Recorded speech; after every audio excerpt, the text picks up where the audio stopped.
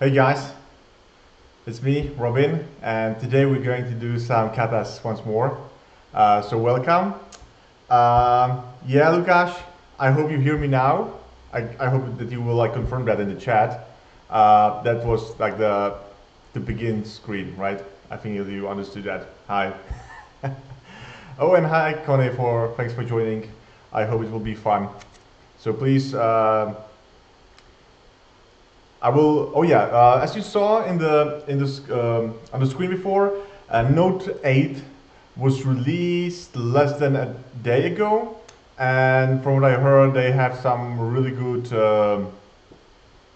improvements. I have something here. So they write here what is new. As you see, it was released yesterday. From what I can see, it's nothing that would affect me directly. Still, some things are under the harmonic flag as we seen yesterday. Yesterday, last time. There are some changes to things I honestly don't use that much.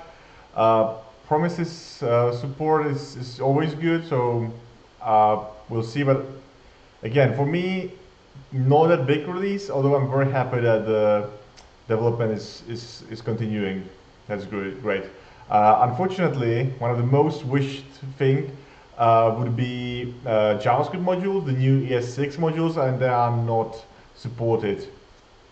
However, Node 8, as you know, it's like a even number, so the version will be supported for a long time. As you see here, number 7 will not be supported for a long time. The same will be for the next release. Yeah, the even versions are supported more.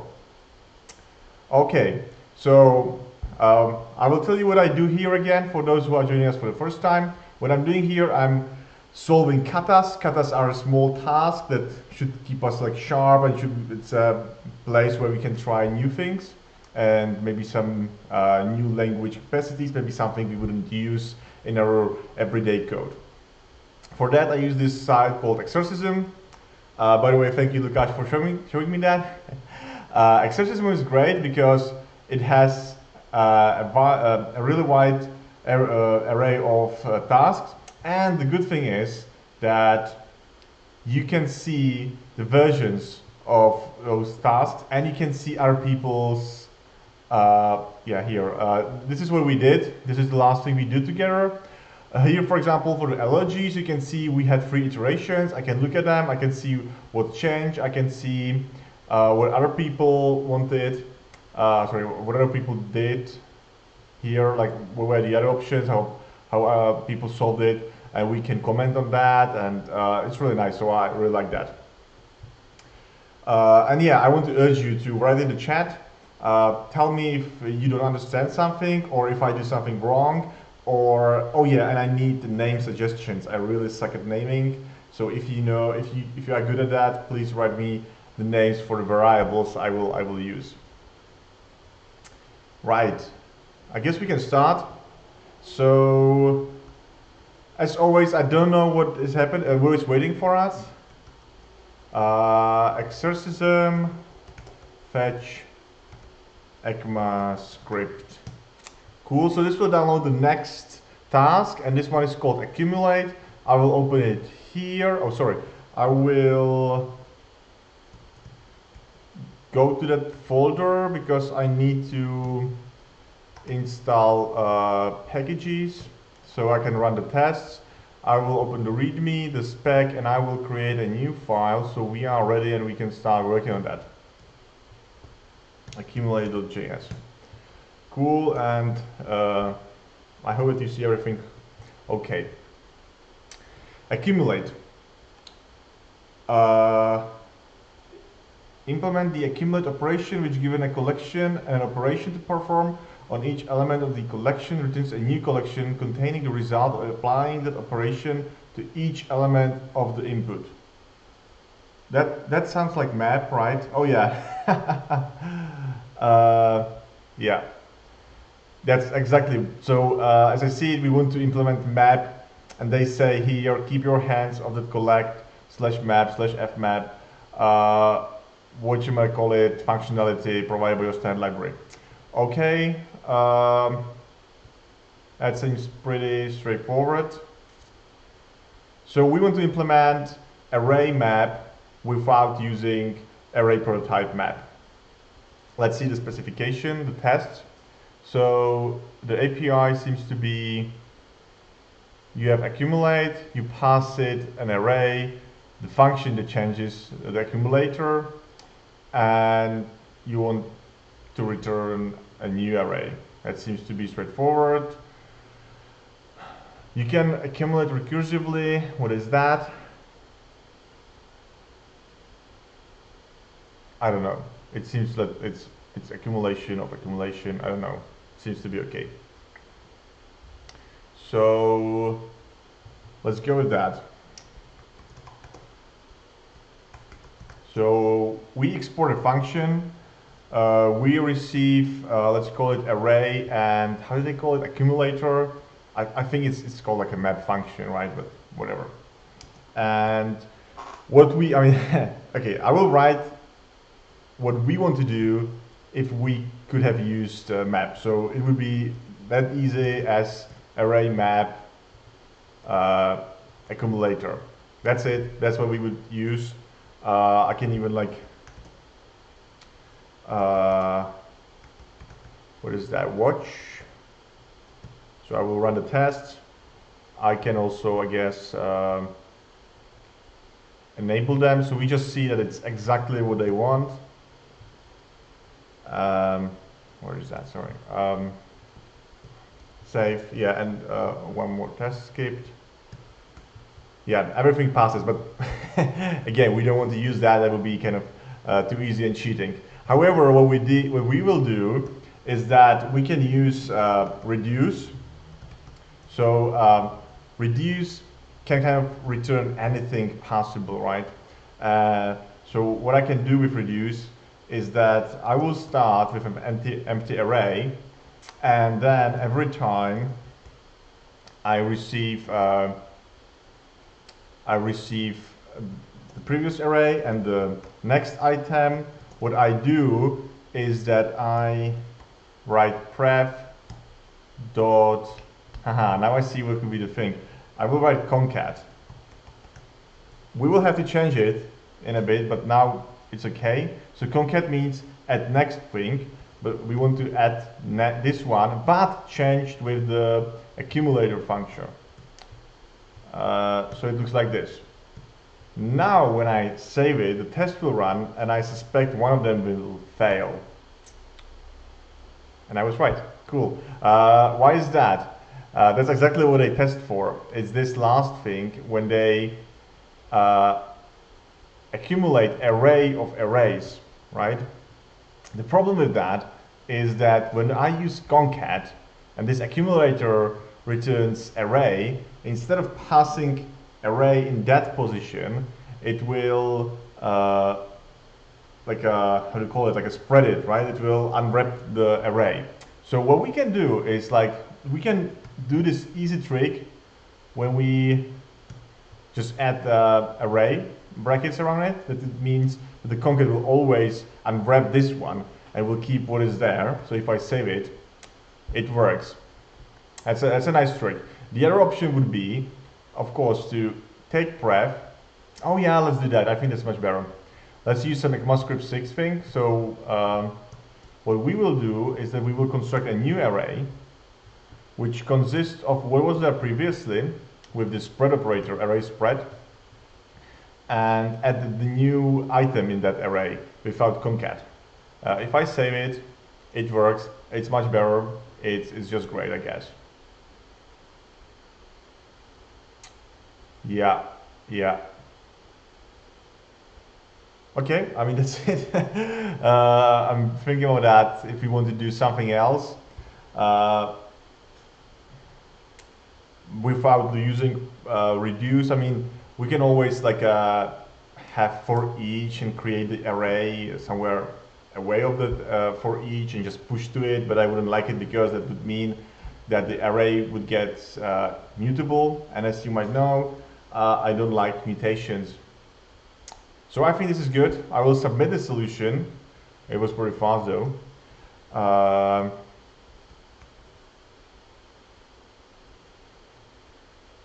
submit. And I wanted to talk to you about the theme of today's streaming. So as you saw, I mean, today is World No Tobacco Day. And when I saw that, I said, okay, it would be fun if I just said, let's make today No OOP Day. And that certainly got some attention. Some people asked me, like, do you think that OOP is really bad? And I said, kind of. I think that OOP is a valid approach, but for the JavaScript, and the JavaScript I write, meaning on the browser mostly, and some server side, I still think that functional approach is somehow easier. I mean, maybe more strict, but in that sense more approachable and easier to understand. With OOP, it's so easy to create constructs that are difficult to understand. With functional programming, you just just chunk it into small functions, which are easy to understand, and you just put them together. I mean, I'm not saying that you can't create really bad functions. I'm just like saying it's more difficult to create bad functions. That's why I prefer functional programming. Right, that's what I chose the name. I will post the link to the solution to the channel, and let's see what other people think about that. So first thing I will do, CRM Rs implementation. So let's see this guy, and someone written something here, and this guy has 2 iterations, so maybe it could be something interesting. Yeah, this is what I said. We could have use for each, but then the result is mutated. Condotti, what is Condotti? Oh yeah, this guy, yeah, Bart Simpson. Okay, we'll look at that. First thing, I'm not sure why this person uses lat. You don't have to, because if you wrote const, which I prefer, this array will not be changed in the sense that the pointer will be different. It will still be the same array. You will be changing it inside. That's one good thing to know. What about next one? It's interesting. We have some generator function. Oh, I can do this. I didn't know we can do this. We have a generator function. So we have a collection fn, and that's interesting. Have function accumulate. I see. That's interesting. That's a nice solution. So let's go through it. I'm happy that we saw it. So you have a function which is a generator function, and you pass it the collection, the original collection, and the function which is the accumulator, or whatever is it called, the map. And then you use this spread operator, and the spread operator will ask for next thing until this thing says I'm finished, right? And inside it, we go through the collection, which is an array, so we can iterate through it using for of expression, and then yield, which means that's the next thing which is returned fn item. So in the end, this will create the mapped array. I like that. That's a good thing how to use. I mean, how to play with generated functions. Okay, that's nice. Okay, this is the same. Okay, this guy had the same idea to use generator, just differently written. And Condotti, as the guy wanted. Yeah, that's basically the same. You just create an array and push things into it while transforming that. That's nothing interesting, unfortunately. Right, let's go for the next one. Today we can do some more. So what is the next one? What is the next one? I want something interesting. Crypto Square. Okay.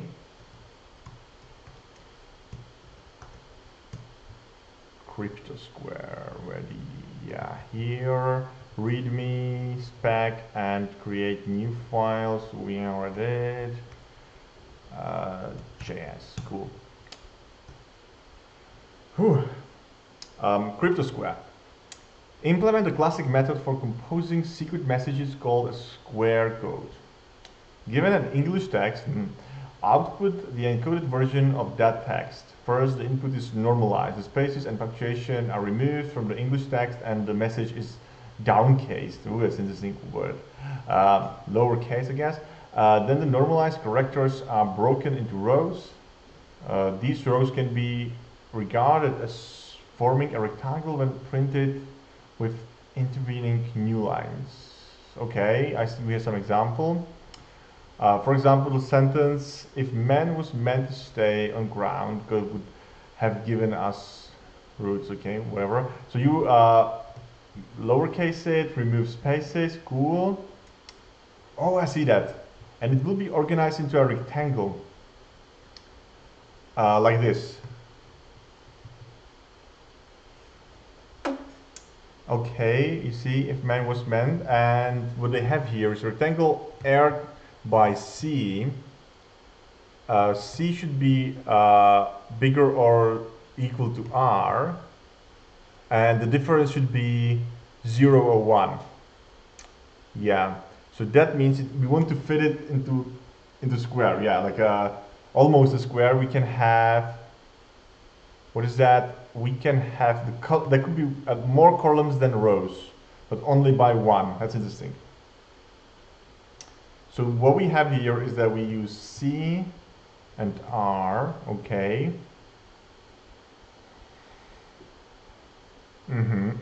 Yeah, we just write it like this.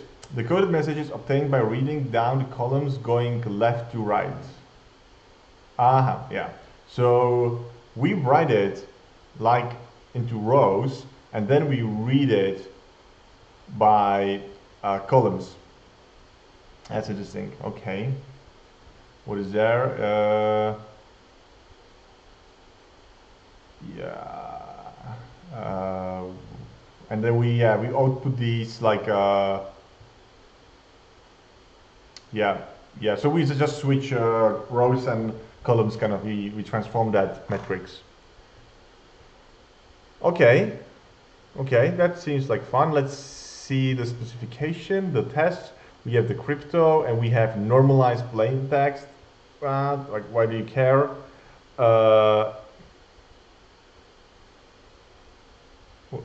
What is this? Size? Oh, sorry, yeah. So you use this crypto, and you have size. Okay, that's that's the size of the square. Okay, so we will. This returns the size of the square. And now we encode that, okay, the same with, yeah, that's the same thing. Whatever, okay, well, it is a cipher, okay. I'm not sure what is the ciphertext and plain segments, it's the same thing, it is just concatenated, right? I think so, I at least think so. Okay, so let's go to it.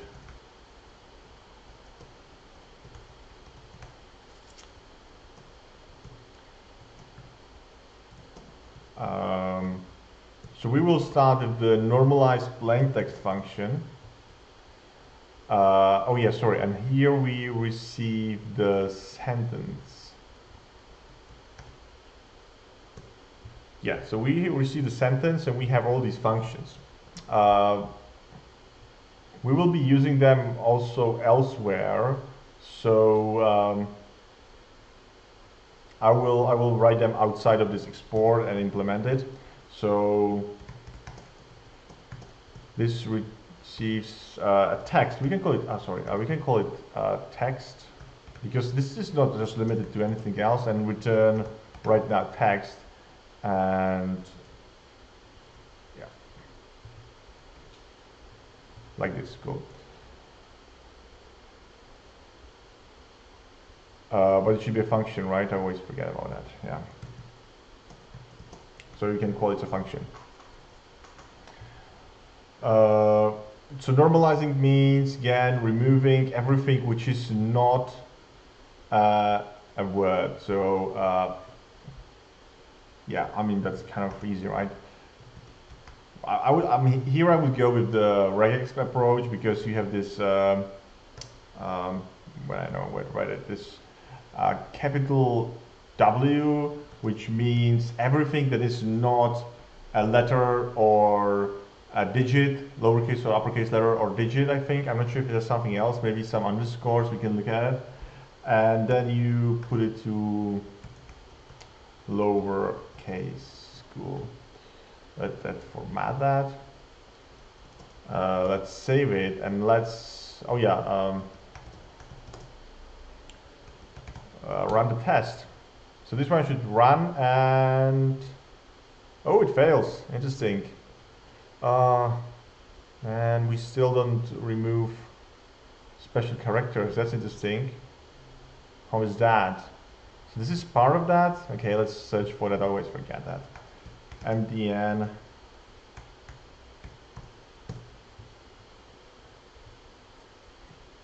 So we did regex. And I want, oh, maybe I need to use G, I always forget about that. So yeah, capital W is everything which is not A to Z, 0 to 9, and underscore. So maybe the problem would be that it needs to be G, I don't know. Yeah, that's it, that was it. I only replaced the first occurrence of that. Okay, that was it. It works with numbers, and now we need to implement the function size. So let's go to it. I will again like write it this way.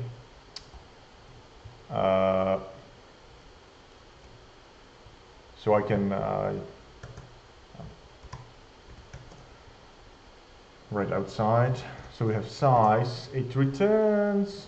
Yeah, let's call it a sentence.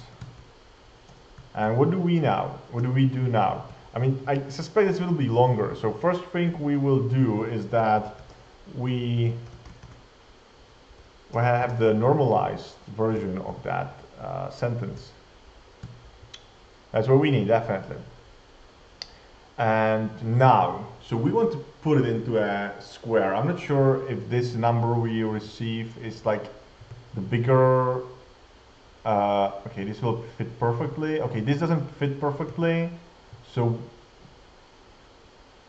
I guess we would have to do it free, but then we would have, yeah, so it's the bigger of those two, I guess. Now I forgot, it can be more rows, no, there can be more columns at the rows, but not the other way around. Okay. But that's kind of interesting. So what we do, we take, let's write it like this, we can make it nicer later. So I will take the length of that normalized string. And now what we do, we have like a math.square root. So it's a square root. So we have a Connie writes, you should probably stay with Z and normalize to keep it consistent with Z. What do you mean with Z? Oh, normalize. Oh, this is the S here. Yeah, that's true. They force us to use American spelling, yeah. So we will keep it. Good one. We want to have a square, right? And what we have the number of items in it, which is like and we want to know the length of the, how do you call it, of a side. So we just need to do the square root, and then we have the square root. And imagine that it's not perfect. Like, I mean, if this is not a natural number, we need to yeah. So again, number of columns can be bigger. That means that we need to seal it. So we need to do math.seal, which is like you know, like seal works. So it takes, for example, 4.2 and makes it 5 because we take the nearest bigger number. That's what we need. this will be the number of columns, and the number of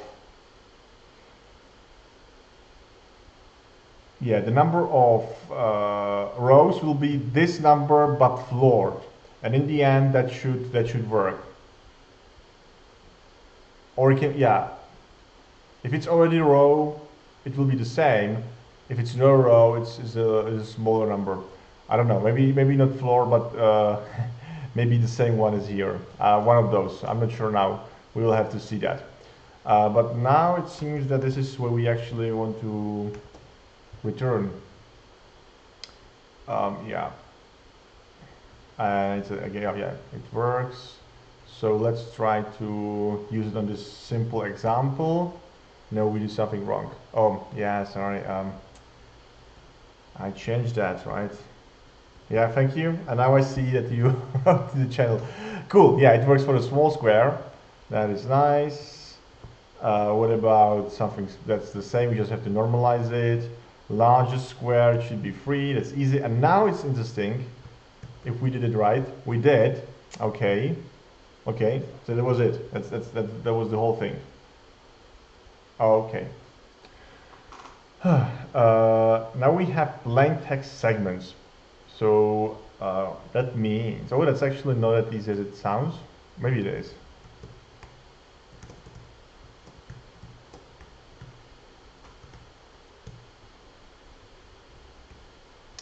So what we need to do is that since we have the size, and size means number of columns, that means the chunks, we can actually write a function chunks, and we will probably use it. So I will actually write it. So we want to return some array. I think I can use the same thing here as the normalized. Then I can do this thing for, I can get the size here, which is maybe size isn't a good name. I mean, this should have been called get size or something like that. I don't like it, but whatever. This will not work, right? I mean, yeah, it will use a local variable. I don't like it. I don't like it, but I will keep it. Sorry. And the next thing we want to actually return already is that we take the chunk like this. Yeah, sorry. And we would want to chunk this. Actually, let's make it for arrays, right? So this turns that string into an array safely, and by this size, right? So we need to write this function chunk. It's like a universal function. I mean, haven't we written it last time? I think we wrote something similar to that. I always forget about it. But let's write it. Chunk, and it receives, let's call it array and size. Should we call it size? Naming, that's difficult. Some suggestions, nothing. We can change it later. I will call it L, like length, but we need to change that. That's not a good naming. And what we do here, so we know the array we have. So that means we know so array.length divided by L is the number of chunks or more. So we have to again use math.ceil, right? Right, yeah, of course.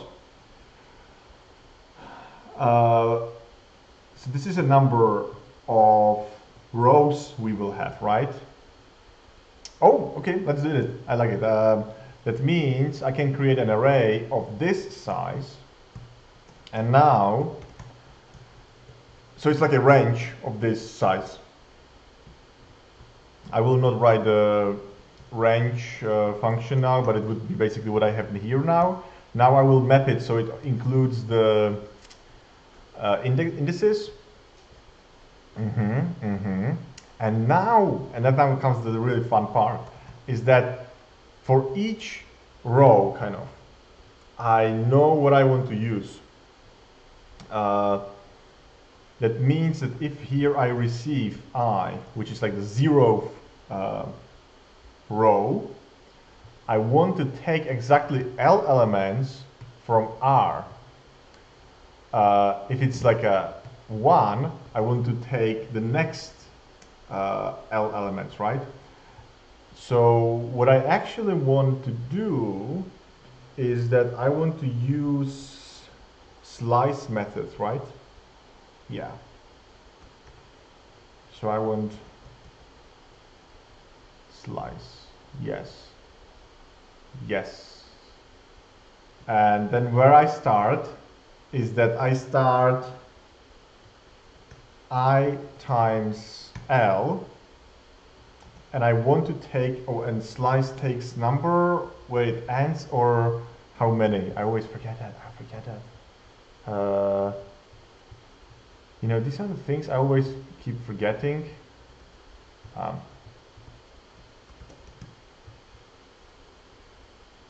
You see, it's my visited because I always forget how it works. Oh, begin end. Okay. Which one is included? Before which? Okay, so this one is not included. Difficult. And that would be I plus 1 times L, right? From this one to this one, everything in between, that's exactly what we want. And that's it. I think it should also work if it's more than, if end is greater than the length, extract the end of the segments. Yeah, that's cool. That's exactly what we want. That's exactly what we want. So let's save it, and let's try it on this one. Oh no, size is not a function. Yeah, I need to change this. I will call it length. I guess that's probably a good name. Oh, what do we have here? Something's wrong. Undefined. Oh yeah, of course. The problem is that if I create array this way, I don't forget about these things. It's a so-called scarce array. In order to turn it into dense array, which I can map through, I need to like kind of fill it. This will just make it. I will show you in the console because this is really interesting. Just let's investigate. Oh yeah, we have array of arrays, so we need to map through that, and we have to take naming again, right? So what is that? We receive a row, and we need to join it so it's a string. That's it, cool. I'm not sure if you know about scarce and non-scarce arrays, but the funny thing is that if I create array of size 5, it's kind of 5 times undefined. You see that, right? Versus if I create, and if I call that thing fill, it will change it into 5 times undefined, but kind of differently, right? And that's how Chrome shows you that this is scarce and this is dense. Yeah, and the problem with array, which is scarce, is that if I run map on it, and I do, for example, I mean, even like the simple thing, like the indexes, I could just call like this, right? I want to have array from 0 to 4, but it doesn't work. Whereas if I put this magical fill in it, it works now. Yeah. There are many other things how to do that. I think that you can also, I think this also makes the arrays dense. I sometimes forget that. Oh, it does. You see, yeah. This, I mean, some people prefer to write like this. I kind of like the fill, but it's kind of the same. And the number of characters is, yeah, this is shorter. This is a bit shorter. Okay. So we have this. Let's go next. This is the same thing. It works. And then we have the Cipher text, which just seems, I will enable it, but it will obviously fail, which just seems we just take what we have in here. Oh, sorry.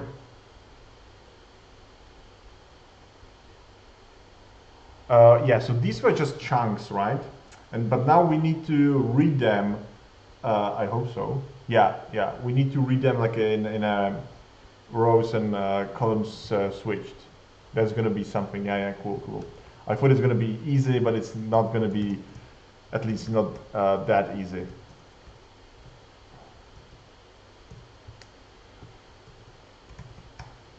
So we have Cipher next, and we receive sentence. Cool. So what do? We again do some more things, right? It's funny, we probably need both of these. No, we don't. We maybe need just the plaintext segments, I guess. Yeah, I think so. We need plaintext segments of that sentence. So this gives us like rows and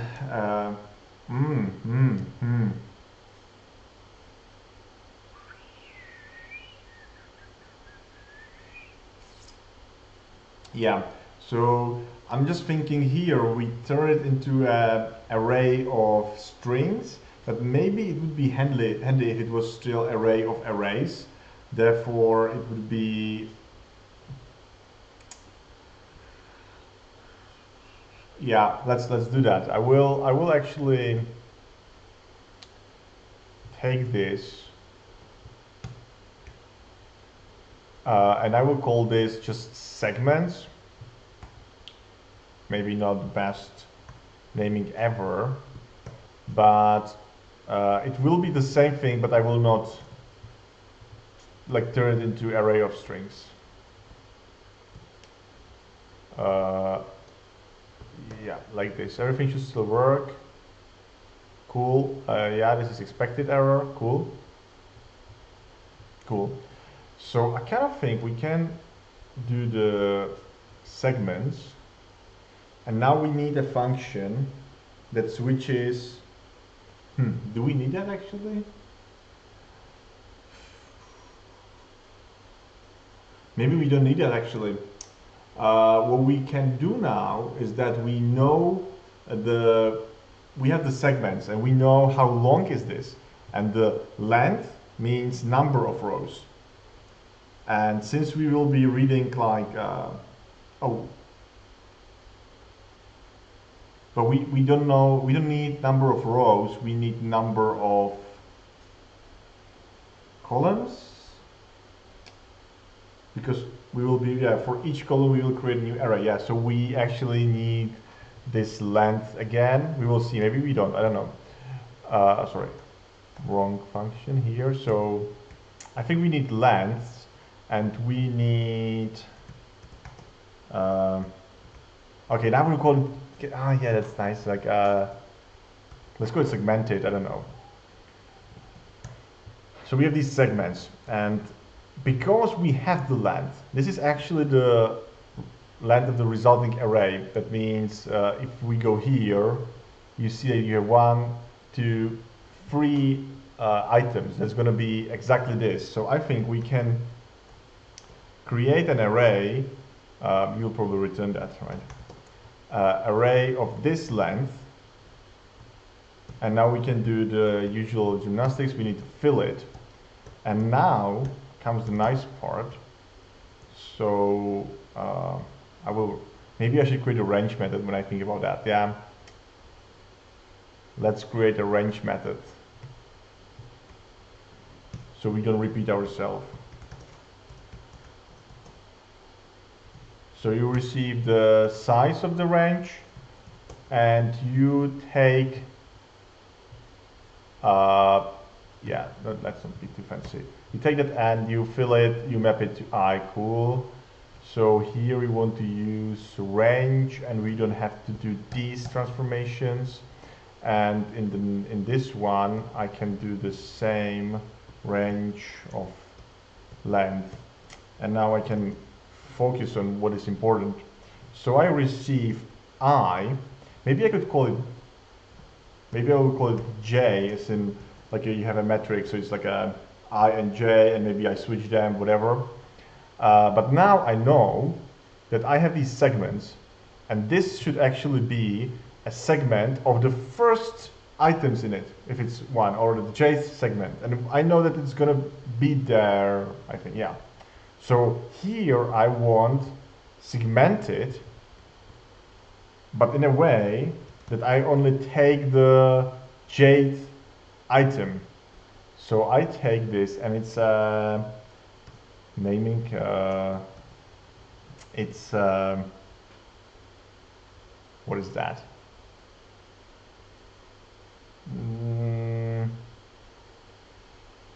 Let's, oh yeah, it's a row, yeah. Let's call it row because it's a row. And from that row, we take on the jth element, or we put empty string because some of them can be shorter. Yeah, that kind of looks good, right? And now we can do the same thing we did here. I will copy it, but maybe we will refactor it later if it works. I'm saving it. Oh, again, and then we join it because we want a string, and it works. Yes. Let's enable the last one to see if that works. Yes, it works. We did that. Now we can refactor. So this bottom part, that is kind of done, right? That's just exporting and some like gymnastics, so it looks good for us. So we use some our functional things we like. What I see there to be there twice is this row, which is kind of like a flatten, right? Flatten to string or something like that. I haven't decided if it's actually something I want to do. Maybe it doesn't make sense, and actually I would call it column because it is a column here, so I would keep it as it is now.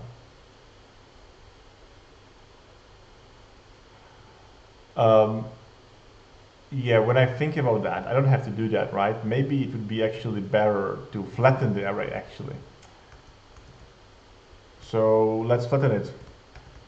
I think I use this method. I will actually search for it in the project because I'm 100% sure that I wrote it somewhere, and I did. Yeah, okay. So you see, that's the reusability I've been talking about the whole time. Let's put it on the top. Let's do the same thing with the range. And I can inline it. It's kind of small, and it will save it. It's not important part, so we can use it. We have this flatten. Oh yeah, I already have it here. Save. It works. Cool. That's much better. I like it much more. What else can we change?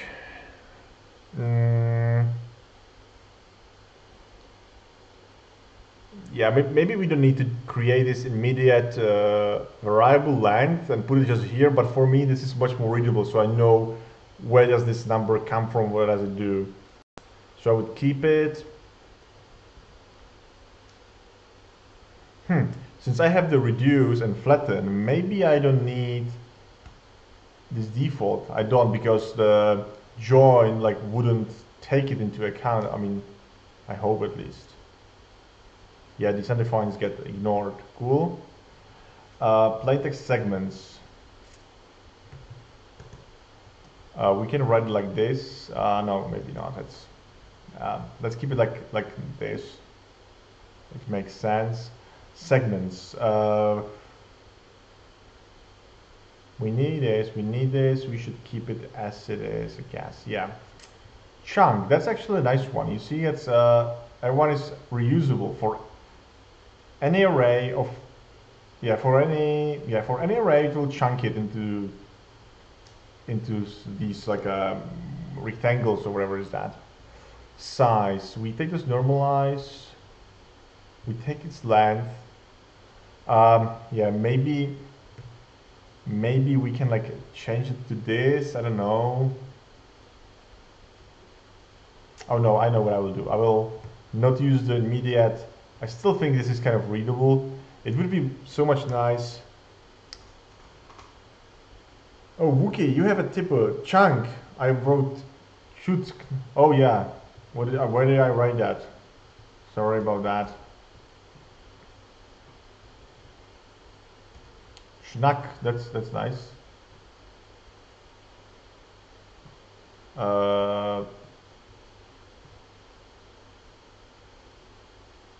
I can't. I'm looking for it and can't find it. That's interesting. Oh yeah. And I want to replace it with this name. Thank you, and replace all cool. Yeah, line 20. Oh, you are good. Yeah, still works. Segments is good. I don't think we can. Oh yeah, there should be a new line. Chunk size. Let's keep it like this. It's like, yeah, two things into an arrow is kind of good, and plain text is really easy. Okay, I would say I like it. I would say this is a nice one. I really like this chunk method.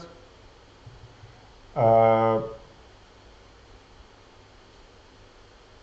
mean, we could also have abstracted this switching of rows and columns, but maybe that's not necessary. Maybe there's like one line, we don't need to do that. That's okay. Okay, I am submitting that, unless someone has like last second to intercept. No.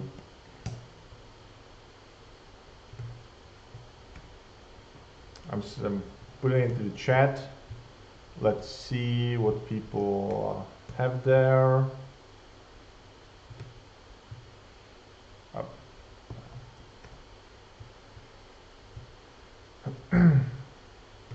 So you want this guy, okay. I mean, maybe that's not fair to follow one guy, but why not? And this one has four comments. I want to see that guy. I want to see the guy. So what do we have here? Oh, it's gonna be long. So they implement the classes. Yeah, people do that.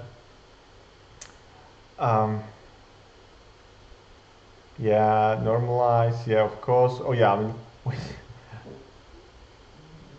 it's the same. Oh yeah, they have this trick with the size as well. I mean, I'm not sure if it's a trick. Plain segments. Oh, they use the same thing, but they call it substring. And they use while, man. Separate. This is crap and wrong.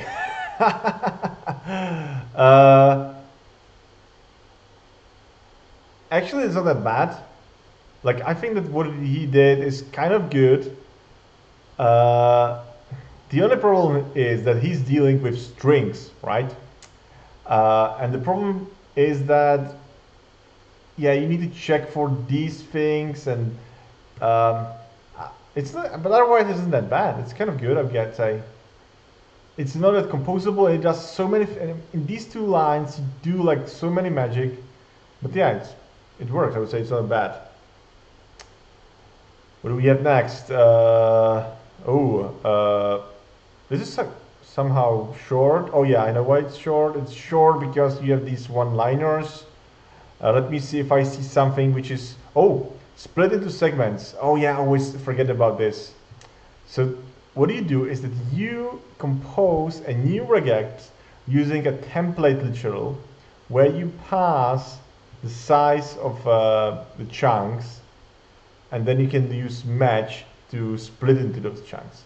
That's, I would say that's maybe a hack, but it works. And of course it works only for strings. Otherwise, transpose, segment, yeah. This is, yeah, that's what we kind of do. Okay, nothing surprising. What was in the first version? Ah, it looks different, right? But not that interesting. And then we have some comments here. Oh yeah, I borrowed a lot of ideas from our users. Yeah. Array from is another way how you can iterate through, like how to create a dense array. What do we have here? Oh yeah, this one is much cleaned up. Okay, let's see. It's kind of long. I'm not sure if I want to read it all. But we have the constructor. We create whatever is there. Well, calculate square size. Yeah, it's the same thing. Oh yeah. And then you just return that. Nothing. Yeah, this is nice. Like way how to do that. This is in a while. Why not? Oh, and this is interesting. What do we have here? Oh yeah, there's the switching of this is transposition of a matrix. Yeah, it's a normal transposition of a matrix. That's kind of nice. Cool. Okay. Interesting. We can move on. Or maybe I will fetch a new one. I will go there. We can talk about something. What is this one called? Sieve? What is Sieve? I will not even read that. So what I want to talk about is what to do next. I mean, I kind of enjoy these katas, but I was thinking about doing something different, like playing games. But don't worry, I mean playing games using JavaScript. There are, okay, I don't know. There are some sites. There's a game called Scripts. Yeah, I have it here. Where, okay, we can watch video. You will not hear a sound, but at least we will get some idea. Oh, it's, yeah. So you program these small bots, and they work on a server, right? And you have to do tasks, and there are like many people doing that at the same time, and it felt kind of interesting. So it's, as I said, it's gaming, but with JavaScript. So that could be, I was thinking about starting something with that.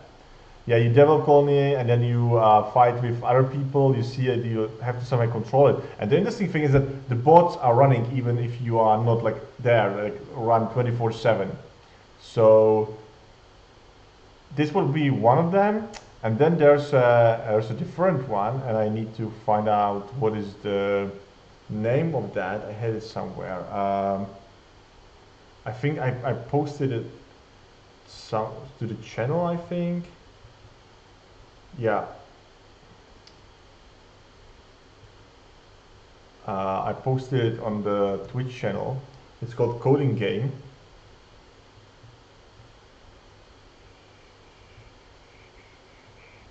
And they have like more of these games, and they have, I mean, and they're really cool. Like this one, for example, starts in 22 days. Okay, and I hope that, I thought that they have some, no, I saw some really nice like, in-game videos. Maybe, oh yeah, maybe because this one doesn't work yet, but I don't know, like Colors of the Caribbean, and there they have the video, I hope, finally. Yeah, so you see it looks somehow cool, and you also compete with other people, which, I mean, in the end, it's very similar to the katas we do, but this maybe could be more interactive, right? So if you think this would be a fun thing to do, just write me, and we can, and maybe you can write me your favorite game in these, and we can try that. Cool. Let's go back, and well, we have Sieve. That sounds interesting. What is a Sieve? I think I heard that somewhere. Sieve.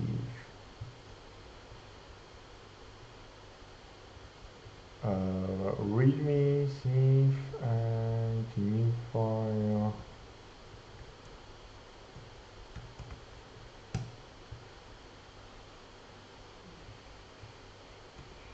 Okay, let's read that. Use the sieve of Eratosthenes.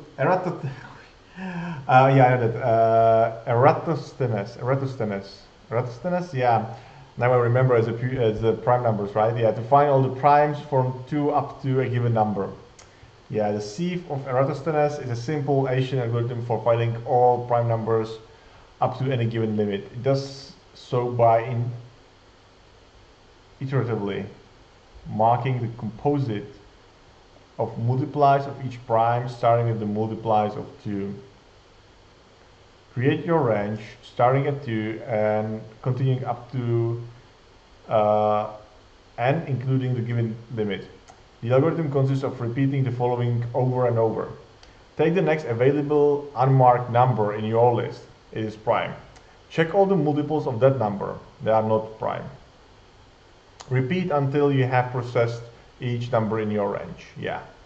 When the algorithm terminates, all the numbers in the list that have not been marked are prime. Okay. Something interesting here? No. Let's see the specification. Oh yeah, so I don't know why you but this has nothing to do with classes. Why would you implement an API that uses classes? It's just waste.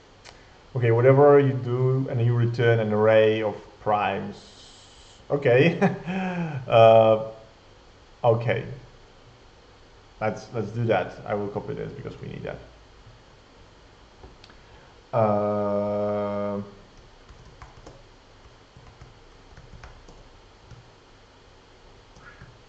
I will write this.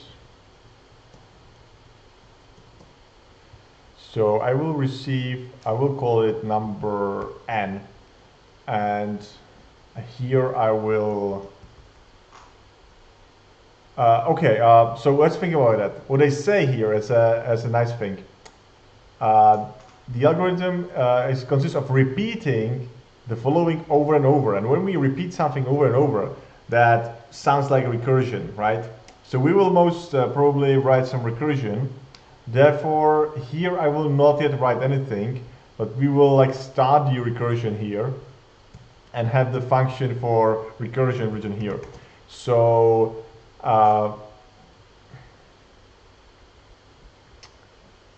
so it's like, let's call it remove multiples, I guess. Multiples. So what do we receive? I think, no, I mean that's a wrong naming. Oh, names are so difficult. Let's call it like this guy.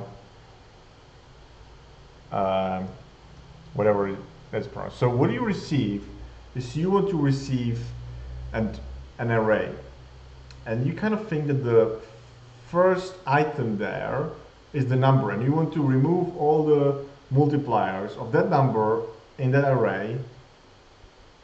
Take it, and and then remove this first number and take the next one and pass it to the recursion. So you only receive the argument would be, let's call it, this number needs to be a prime, by the way, and the rest will be called numbers. That's not very original, I know, but I think it's going to be cool. I will write like this because maybe we will do more things. So first thing is, how do we know that that the recursion should stop? So I think that the recursion stops when you receive an empty array, therefore there is no prime, like this one is undefined. That's when you stop. Yeah, I think so. And now what you do is that you take these numbers,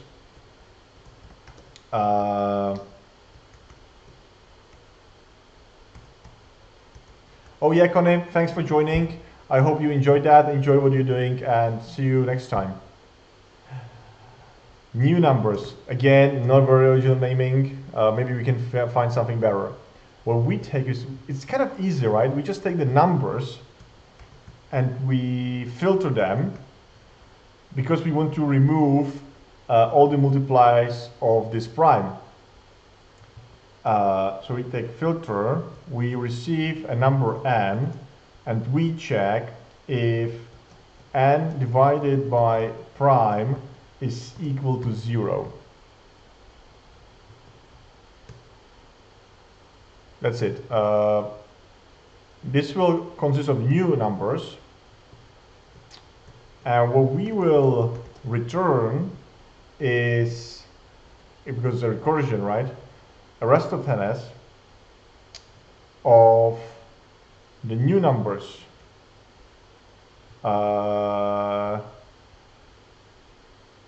Almost, but we need also this prime there. So we need this prime, comma, and the rest of those numbers. So now I'm not sure if this function is actually in, I think the problem here is that it's not in a tail call position. But let's first work out if it works. If it's correct, and then we can make it better. Oh, sorry, and we need to start the recursion of something. So we start the recursion, and I kind of see we will not fit in this line with an array. Oh, it's a range, right? So we start with a range from 2 to n, including n, right? That's what we have somewhere written here. Yeah, exactly. Oh yeah, it's called limit. Maybe we can rename that. I don't know. We need to write a function range. And it's from 2. And what we do is we create an array of size 2 minus from plus 1. So the size between them plus 1 edge. We need to fill it, and then we can map it for I plus from. Yes, I at least hope so. Yeah, that looks good. Yeah, save. That's it, right? So let's see how it goes.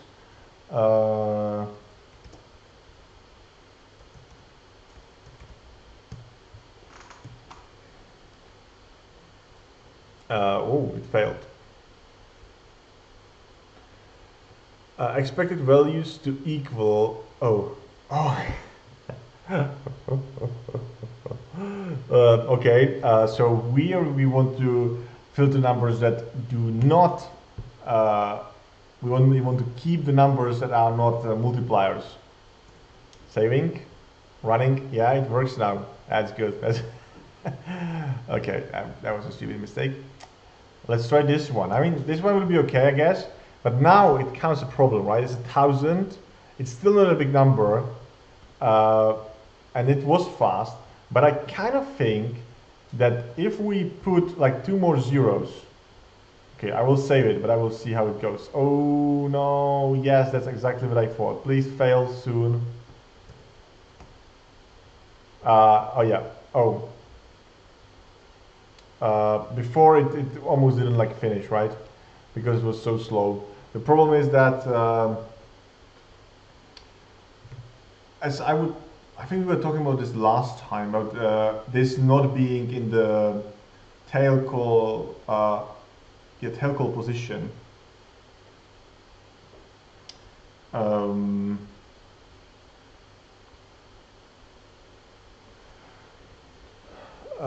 How to turn this into a tail call position.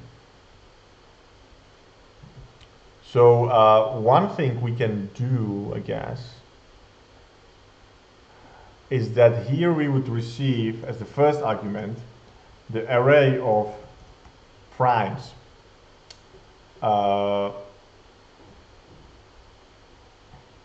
And we would just take this array of primes, add the new prime here. Sorry.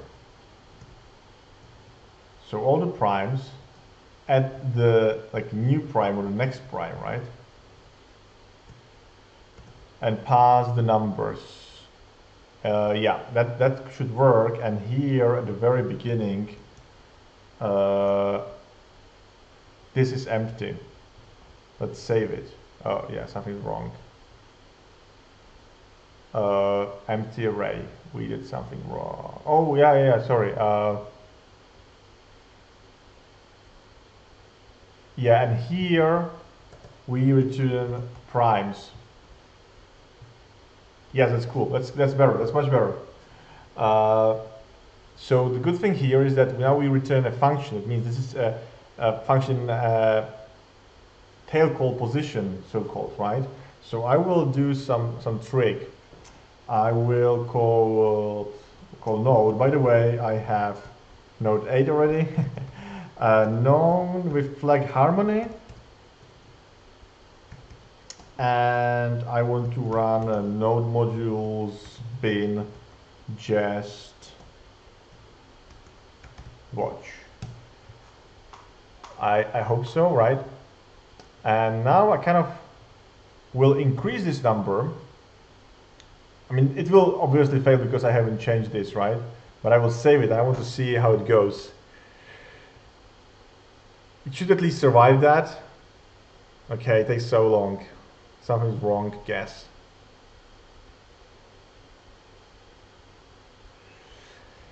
Oh man, maybe it's, but it shouldn't be.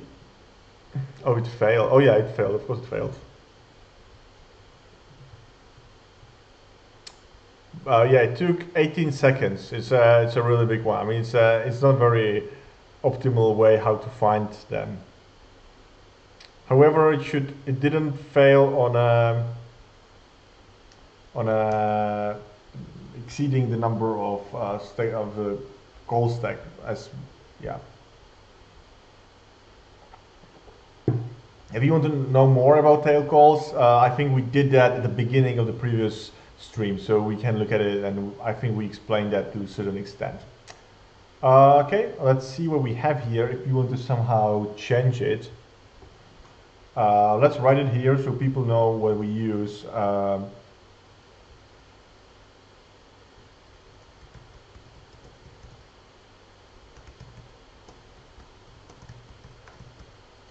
So people know that what we did it on purpose, right? Because maybe it could be in like version before.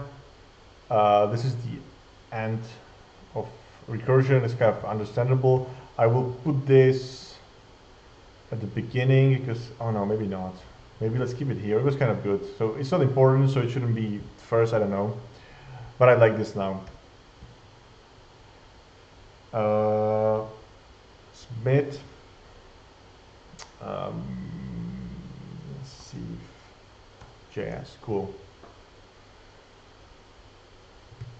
I'm taking that, I'm copying it to the channel so you can see it as well, and let's see what our people say about this.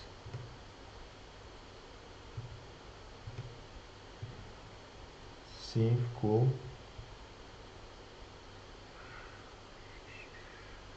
Okay. So let's as Lukasz wanted this one, and then let's find someone who has like either comments or more than one iteration. So it's, yeah, I guess this one then. So what we have here? So this developer here, I would say this is very similar, but it's like written in a procedural way, right? So these two lines basically just construct the array from 2 to limit, right? With the numbers in it. That's the equivalent of our range method. I mean, almost exactly. And then, instead of using recursion, here we use while cycle, and we remember those primes in an array, in a variable called p, which is so bad name for an array, but whatever. And we go through it, we push things into it, we filter what is yeah, exactly what we have here. Comparing with not strict equal. I'm sorry, this will not get, it looks great. Like nothing close to it, sorry. But it works. But it's again, I think I wrote it, yeah, I really like this quote. I take it from the software craftsmanship manifesto. I love that. I showed it here many times. Not only working software, but also well crafted software. That's so important, right? And we see that here now. What do we have here? There was a comment, my first iteration is simple, but I don't feel it's the best one. Okay. Let's look at our user solution. I like that, it's a nice comment. Maybe we can write something, we'll see. So we have primes, it's empty. Oh, like first, okay, oh yeah, I see that. This is kind of okay, we do something similar. Candidates up to limit, so it's array from, yeah, that's the construction of the range. It's very similar to what we have. First prime candidates up to limit is the first one, yeah, it's the number 2, yeah, we know that. We take the first prime. Maybe it should be called first one because we rename it, right? We change it. Candidates limit, candidates up to limit, filter, yeah, exactly the same. You push it. Yeah, I mean, that's kind of good. That's very similar to what we have. Let's write in something.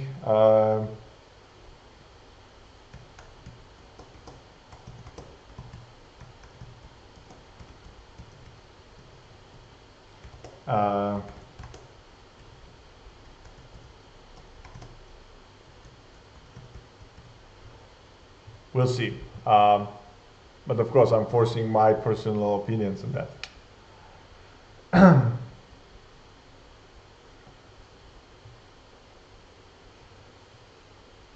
Yeah, something else. Oh, cool. Oh, I just saw some people followed. So Connie followed. Thank you, Connie, and Detrix, and Navcats. Thank you for following, guys. We have this. So that means we want to get a new task. Simple cipher. Okay. I think that we already did one cipher, but ciphers are always fun, I guess. And if it's simple cipher, we will see. Maybe it will be too simple. Okay, that was a good joke. Readme, simple cipher. They should definitely create these like dummy empty files because it's kind of annoying to always create them from scratch, but whatever. Implement a simple shift cipher like Caesar and a more secure substitution cipher. Okay. Oh, it's a long one. Step 1. If he had anything confidential to say, he wrote. Okay, I will not write that. Some quotation of Suetonius from the life of Julius Caesar. If you want, we can write that. Oh, it's a description thing, man. Okay, I will read it then. By changing the order of the letters of the alphabet that no error could be made of. If anyone wishes to decipher these and get at their meaning, he must substitute the third letter of the alphabet, namely D, for A, and so with the others. Nothing to think was used.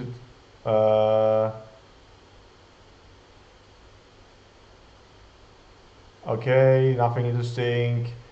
Okay, giving I am blah blah blah as input of the income function returns the cipher.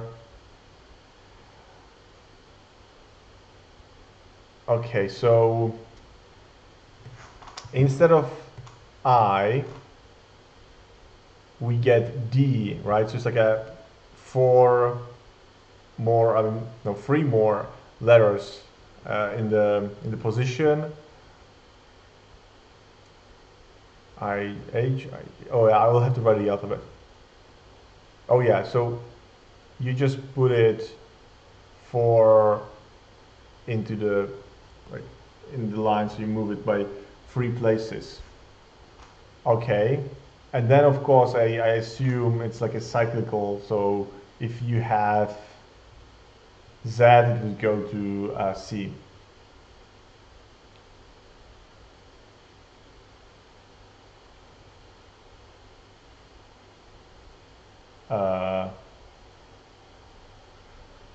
Okay, we have a cipher, cool. We have key. Okay.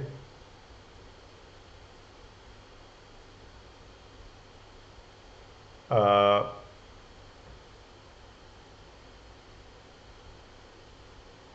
okay, I'm not sure I follow. If I take the key and the first 10 letters, okay, I'm kind of confused.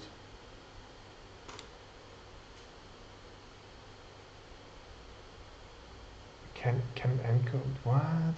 A cipher decode substring. Okay.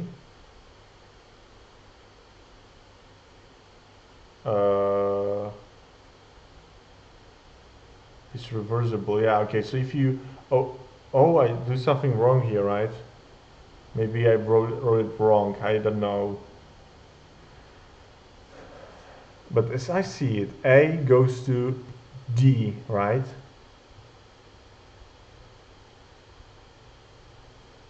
Yeah, oh yeah, sorry. And then I have no idea what the key should be. For me, the key is the 4, right?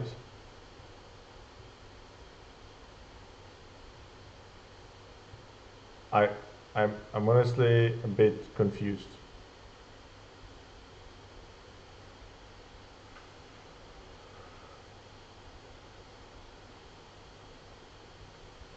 Do you understand it somehow? I mean, maybe I do something uh, wrong. Okay, let me look at the step 2, right? Oh, I see, yeah. Yeah, she ciphers are no fun when your kid 6 figures it out, yeah. Try amending the code to allow us to specify a key and to use that for the shift distance. This is called a substitution cipher, yeah. Here's an example. Given the key A, encoding the string I am a panda bear, would return the original I am panda bear. Given the key DDD, oh yeah. So this kind of gives us the length, but we repeat that, right? Yeah, A is 0. Yeah, cool. Uh, okay, let's make your substitution cipher a little bit more fault tolerant by providing a source of randomness and ensuring that the key is not composed of numbers or capital letters. If someone doesn't submit a key at all, generate a truly random key of at least 100 characters in length, accessible via cipher key. Yeah, instance variable. Yeah, screw you. I'm not using classes. But yeah, okay, let's call it instance variable. So, if the key submitted has special letters or numbers, throw an argument error. Argument error. Okay, some extension we can read. Oh no, let's read.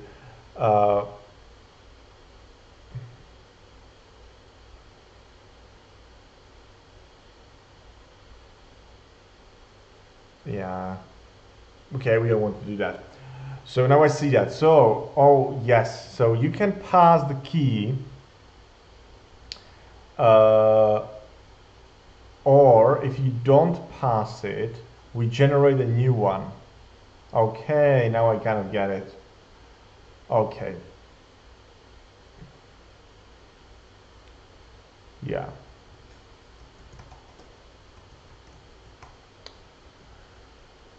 So what we have here is the key, the initial key, and we're going to export some attributes or values. So first thing, we want to have to have a key, and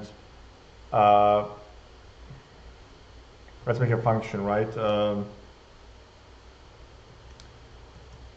Validate or generate. Oh, sorry. So this will take the key that was provided. We will validate it if it follows the conditions we want to have. Like, for example, I mean, it needs to be lowercase letters. If it doesn't validate, we fire an error. If it's missing, we generate a random one. And yeah, that's kind of it, I guess.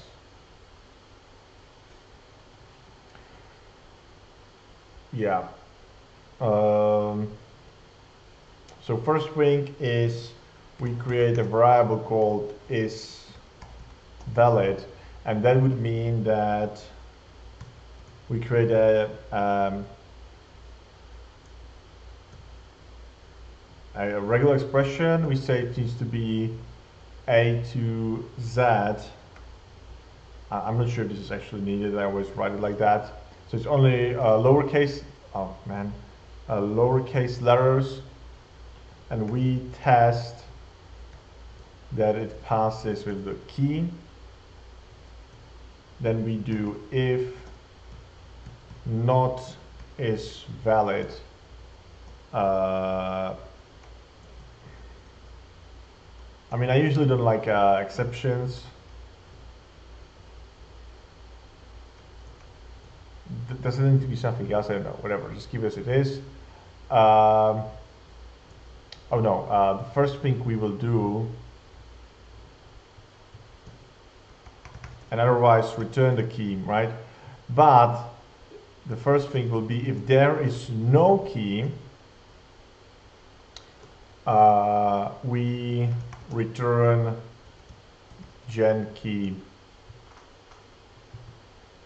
It would be a new function, gen key, and what do? We need to create 100. What was that? It needs to be 100 characters long, right? So it's somewhere. Yeah, 100 characters. But okay, we know how to do that, right? We can do array of 100. We again have to fill it. Yes, and now we map it. We don't actually care about what was given to us, but we want to create math.random. Okay, this will create. Yeah, now I realize we need to deal with the ASCII numbers, right? Don't we? I kind of hate it. But let's not do that now. So what we want to do is we want to create an array of numbers from 0 to, what is it, 26? I guess so. I always forget how many letters English alphabet has. I think 26. So we have the random. We multiply it by the highest number, which is 27, and we take from this, we take math.floor. Let me take it, yeah, from 0 to 26. Yes, that's maybe 20, maybe 25, right? 0 to 25, yeah, whatever. And now we want to map it by having this integer. Oh, I always forget that. So it's mdn string char from There's a number. There's a function from car code. That's it. That's it.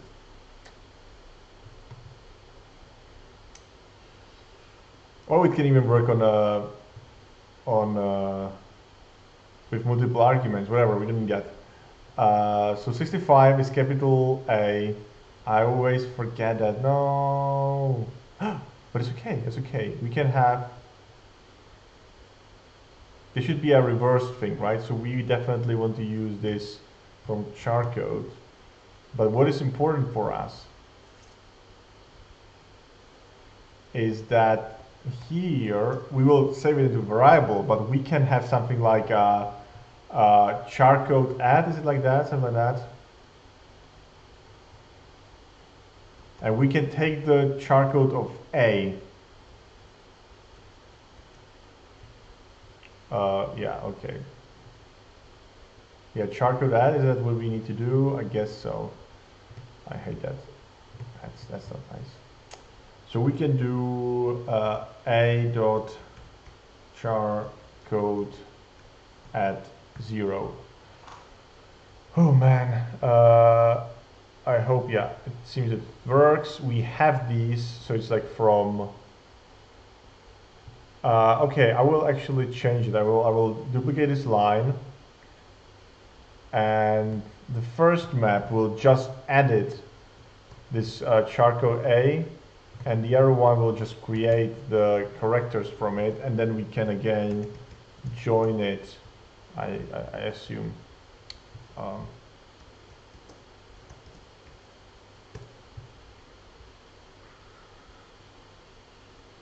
Oh yeah, so the first test passes, so I assume it works.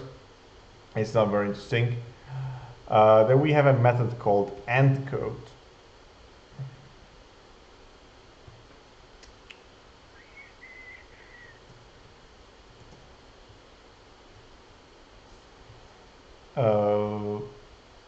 Yeah, so, oh, that's gonna be interesting. So we have the key.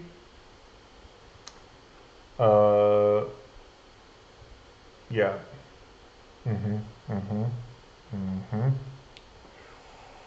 I will create this method here, so we can focus on that. And it's a function. Is it a function or it's? Yeah, it's a function that receives the sentence. Again, let's go to sentence. And we call encode, and we need a key as well, and I will reuse this thing from the key. It will be the first argument. I'm not sure if it's really great, but why not? So it receives key and the sentence here, and we will do something here. What it means. Okay, let me think about that. So what we need to do is that we have this key, and we want to like transform this key into values where A is 0 and Z is, I don't know, 26 or whatever. And when you do that, yeah, we want to transform it to this thing. Then we take the sentence, and for each, and we like kind of zip it, right? Yeah. We cannot zip it. Can we limit ourselves to some size? No, we can't. I see that. Yeah. Right now it's okay. Maybe we can. I mean, right now, what is plain text? Where does this come from? Oh yeah, plain text is 0. So it will always be short, and the ciphers will always be, I guess, long one. Okay, cool. That's not like, yeah, yeah.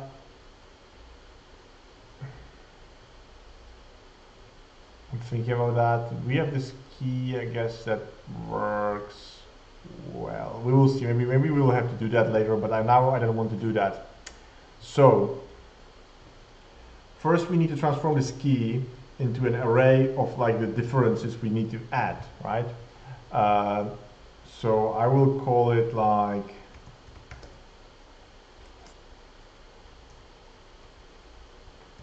div key. I'm not sure if it's a good way, and it's like it will be, so we take the key as an array and then we map it and it's letter to div. That's the interesting thing, right? To the div. Maybe we can reuse this method. We receive letter, and what we want to do is that we take letter char code at 0 minus this thing, which we can, I guess, put into some shared variable, and let's call it code A, and yeah.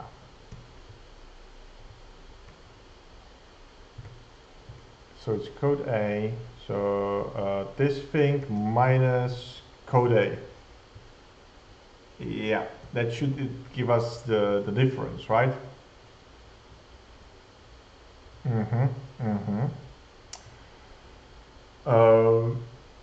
That's cool. That's cool. Now we kind of want to zip it. So what I will do, and I will kind of start writing return, maybe we will change it. I want to zip the div key with the sentence. The sentence needs to be an array. Let's move it like this. And I don't have the function zip, I know about that. But what I want to do is I will go through it and I will then change the pairs. And here I will have a pair of div and letter. And I will call a function that will, let's call it add div to letter. And it's, yeah, div and letter, right? You see what I mean? And that will create a new letter, and I can then, I don't know, join it. I think that should work. This should work. So now what we need, yeah, we don't have kind of fails too soon, right?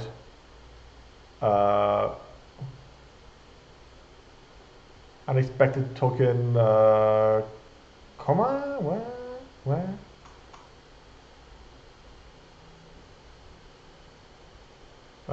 On line 20. Oh yeah, that's better. So now I need to write this function zip. I'm pretty sure again that I wrote this function somewhere.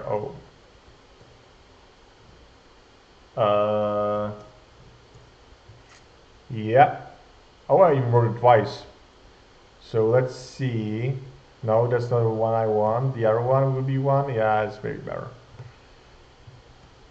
We will have to probably change it, but I want to reuse as much as possible. So how it should work? No, it's actually it. We have A, B, 1, 2, and we want, yeah, that's exactly what we want to do. But the one of those arrays, yeah, I see. So one of those arrays could be much shorter, namely the key can be shorter, and we don't care about it. So I will go B, map it, we'll take the element there and the index, and I will, yeah, write it like this because now I'm iterating through the second array, and this BI, it should be actually AI, but the I should be moduled by the a.length. I mean, usually I would like save this, but now it would change how I write it, so I will not do that. Sorry. Yeah, we have that. And so that means we have this function written already. And now we can write this function. And this, maybe, yeah, I will actually change it how it works and we'll make it, I will change the way it will expect to receive this pair like this, so we can immediately put it into the map. That's nice, that's okay, that should be okay. What we do, so we have this letter. We will take this letter's car code, add the difference, and then take what it means. So okay, it's actually a little bit easier than I thought. And again, I cannot write const. So I will take from char code. That means I take letter dot char code at, where is that? I don't want to write it all the time again. Yeah, char code at 0. Maybe this could be abstracted into another function now, but I don't want to do that. Plus div, right? That's it. That's it. Maybe we can put it on, even on one line. It's not that long. Yeah, that's what we do. When I save it, I will see, and if we can encode. Oh, something's wrong. Something is very wrong.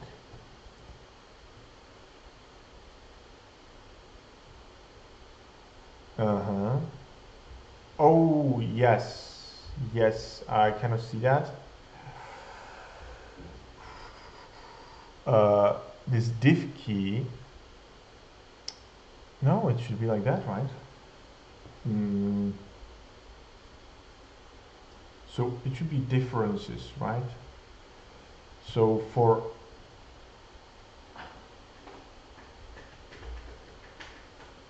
I want to like, I will console log it. I want to log the key and the div key.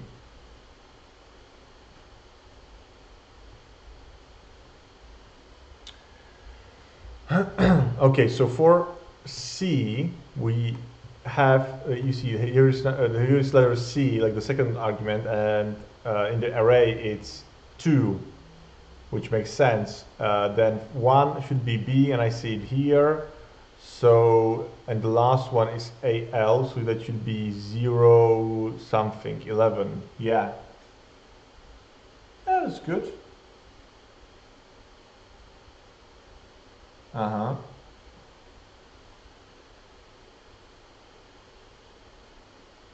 Oh, maybe it's okay. Let's remove that and save it. So how much are we away? Oh yeah, so we write C instead of D, A instead of B. That kind of leads me, I'm not sure if it works for all of them, but maybe we have we need to subtract 1 as well. Somewhere, I would say maybe here, -1. Let's save it. No way. Oh!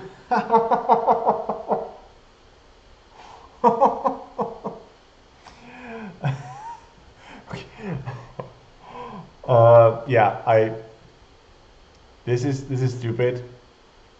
This is so stupid, and I'm so embarrassed right now. The problem is that I validate and generate a key again, which of course is wrong, right? it would generate a new key. So what I need to do,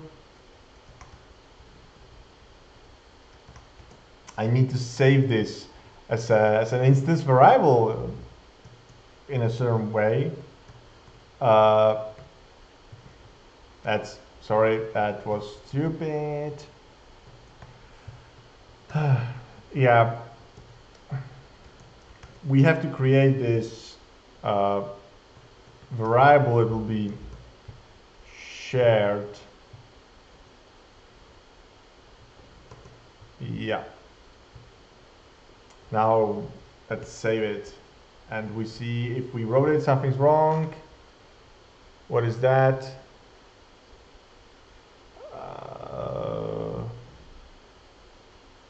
Duplicate declaration key. How is? Oh yeah, this one is like a original key. Yeah, okay, it works for the code. That is really nice. That is really nice. Let's write the decode. Okay. And I kind of think it's going to be very similar. I mean, it would be so similar. We just, instead of adding things, right? I will copy that because it feels very similar. So we again have the div key. Yeah, that's the same thing, right? But here we edit, and in this we subtract. I would say that's actually what we want to do, right?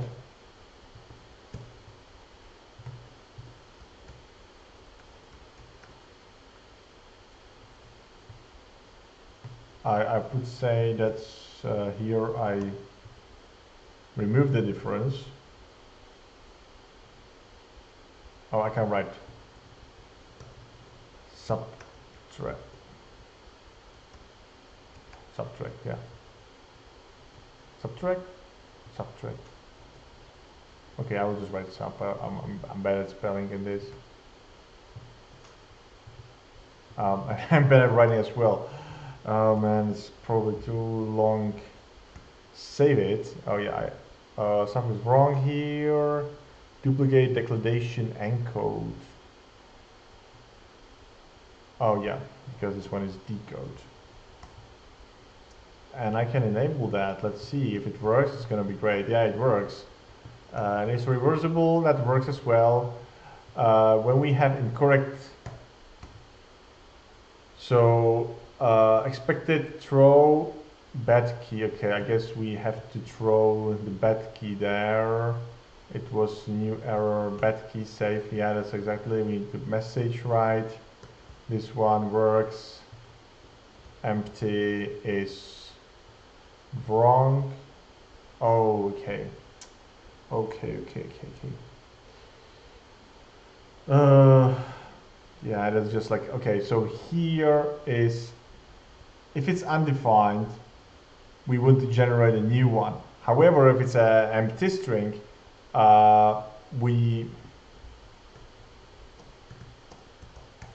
let's write it like this. And here I want at least one thing in it. Yeah, okay, that works. Not that interesting. Keeps the submitted key. What is that? Yeah, okay. Can encode, cool. Can decode, as cool. It's reversible, works. Double shift encode. Something's wrong with this.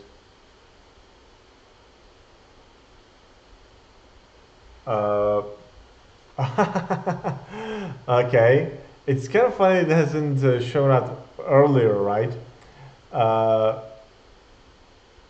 What is the wrong thing of this is that this difference we have must be like we need to modulo it by 26. I think it's 26. What? No. What? Why is it not? So as you see, we go a way of lowercase letters. That kind of means the difference we try to add here is too big. Maybe it's 25. I never. Does it do anything? Where do we use this? In this encode, right? Yeah.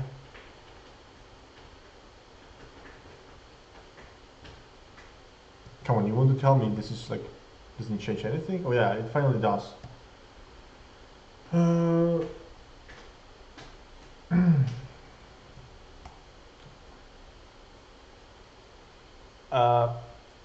It's almost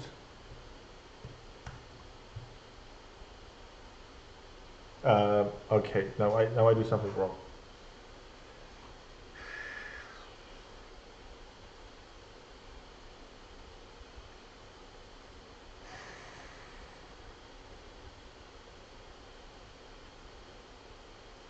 I think it should be 26. That's the number of letters, right?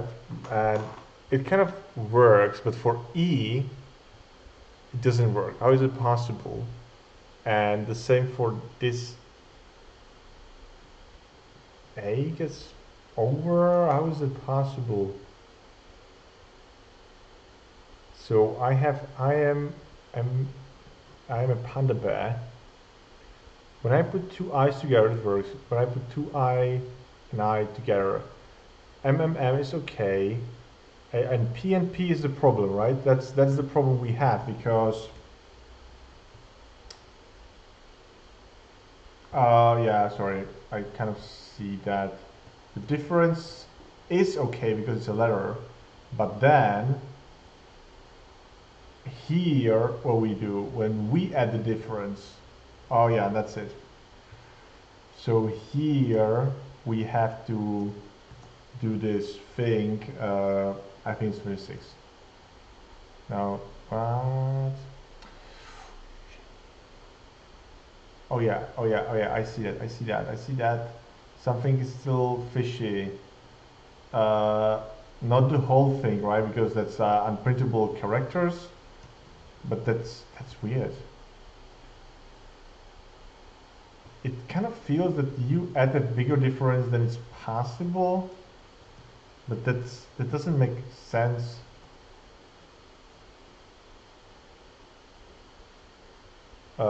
Now it now it is there, kind of.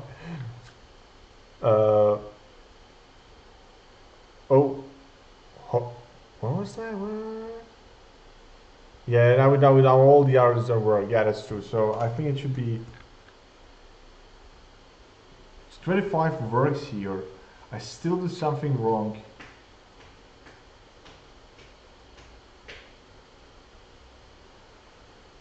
Do you guys have any idea? This is strange to me, and I'm not sure it can happen. So what happens? I'm kind of sure about that. Is that when I have these two p's, right? So let's try that. I have the char code. I'll do it here in the console.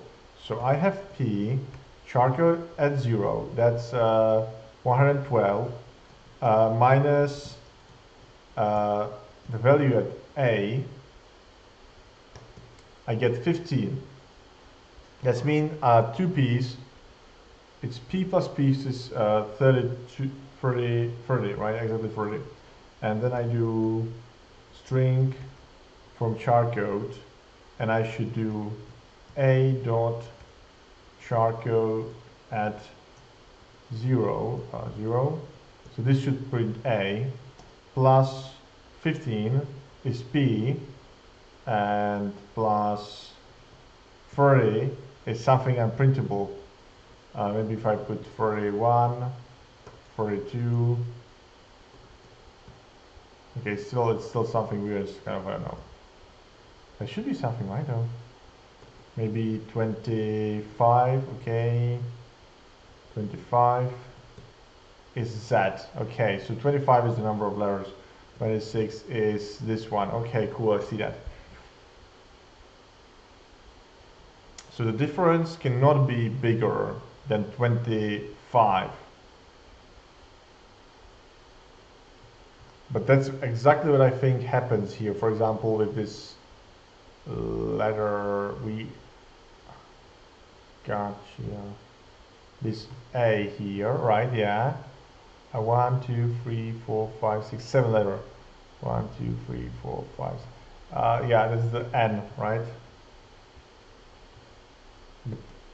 I'm kind of convinced that this should solve it because this should be a letter number between 0 and 25. Okay, I have to, yeah, console log diff key. I kind of want to see that. I have to, and yeah, I will also print the key. And to make it a little bit easier, I will use this trick when I only run this function. I'm a panda bear, so I is 8, A is 0, P is 15, N is 13. Yeah, and that's exactly what's happening. That's exactly what's happening. That somewhere, for some reason, this doesn't get... Oh yeah.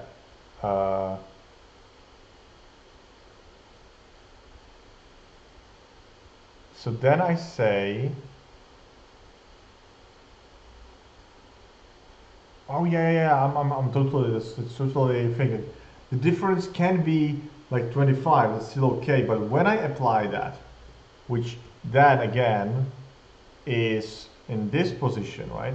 When I take the div, I see that, yeah, okay.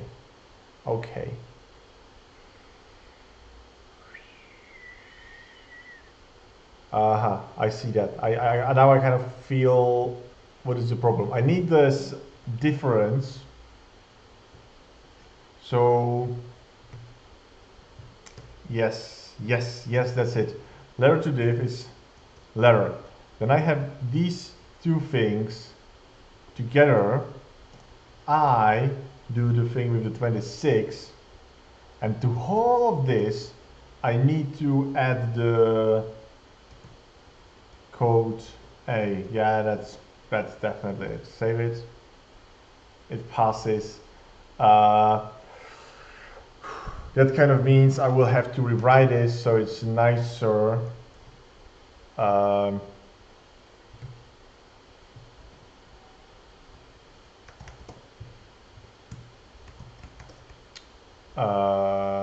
And take this thing from it.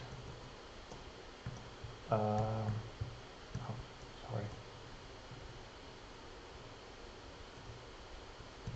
So this will be the naming again. Const. This is the difference of like that's the add difference, right? We have that. That's what we want. Then we have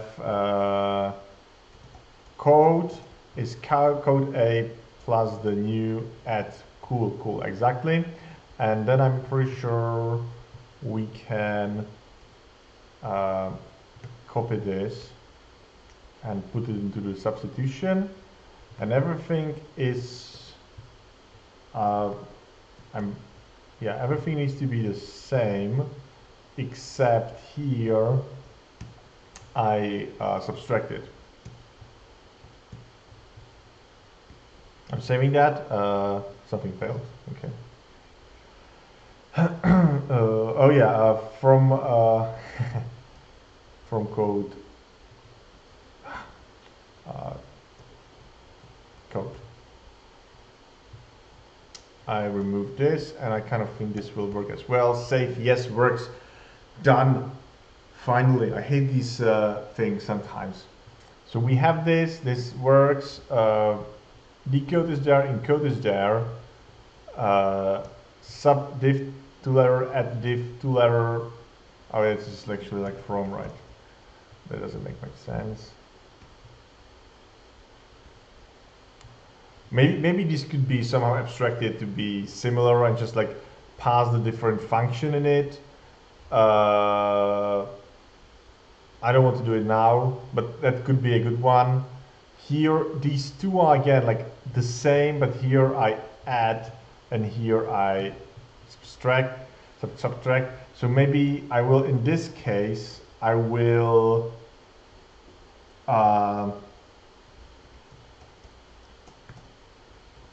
actually do something like this. So I will do div times sign, and the div subdiv from letter is, I don't know, an argument. We call it df because things, and we just return add div to letter. We pass df -1. Oh no, it doesn't work. Why doesn't it work?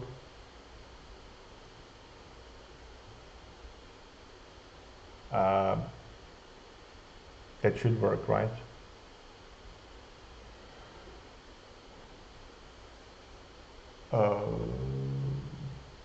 Okay, now I don't have the morale to investigate that, so I will.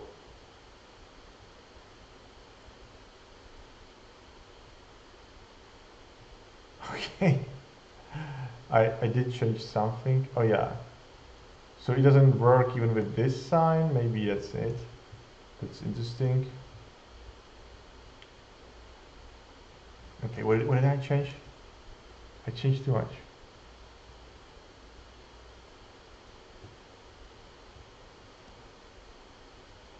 No. It was working. What did I do? How is it possible capital letter here? And I still have the console log somewhere here. Yeah, okay, save. What is happening now? Is reversible doesn't work? That's weird. It was working. Maybe it wasn't.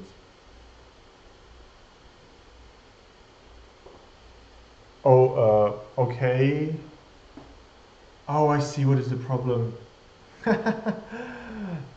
Yeah, so there's the problem we already had here with modulo, because modulo in JavaScript is folded, and I wrote here in some previous exercises a correct modulo.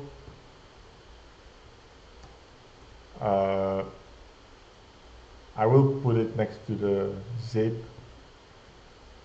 and I will put these two together on top. So these are kind of like a helper methods, and I will use this mod. So it's mod blah blah blah, comma 26.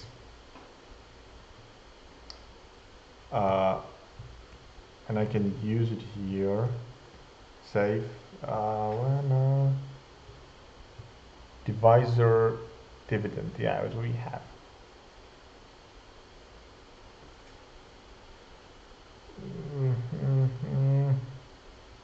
Oh yeah, minus. Yeah. Cool. Works. Yeah, that works. And now I can finally implement my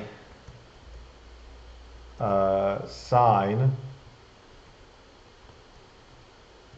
It will make it a little bit longer, right? Well, that happens. So in the end, I will not save much lines, right? I will probably have to put this into a new variable, which I will name. It's a raw div. Yeah, that's okay name.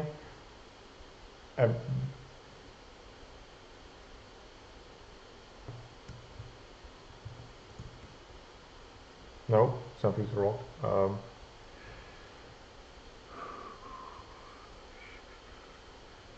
you want to tell me that if I don't use this, it works? Okay, how is it possible?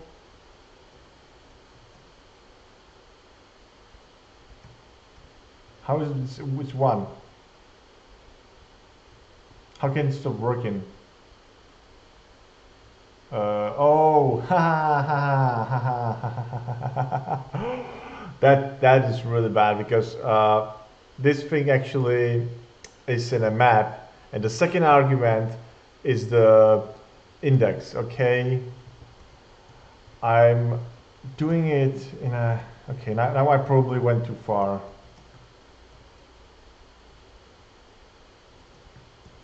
But I am there. I am there. A div2letter, and here I have to call it with 1. And what I will do here is that I will call it with -1. It works, cool. Now I don't need this at all.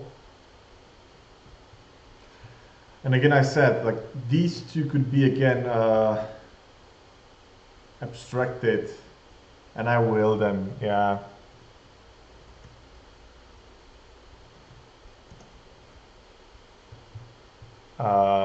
I will remove these default sign, sign,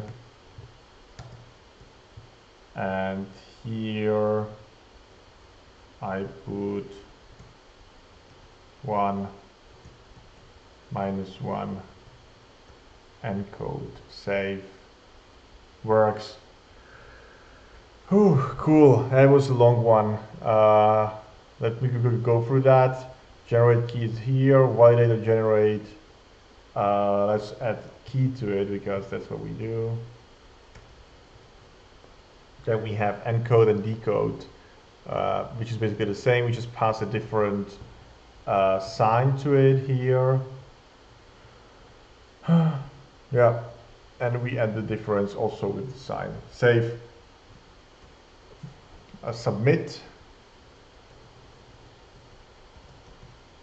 This wasn't that much fun as I thought,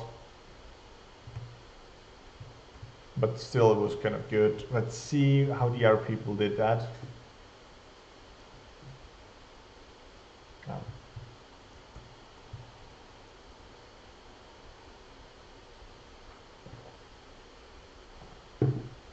This guy again, and I don't know, whatever. I mean, I will just look at one person. What do we have? It's an object constructor, of course it is.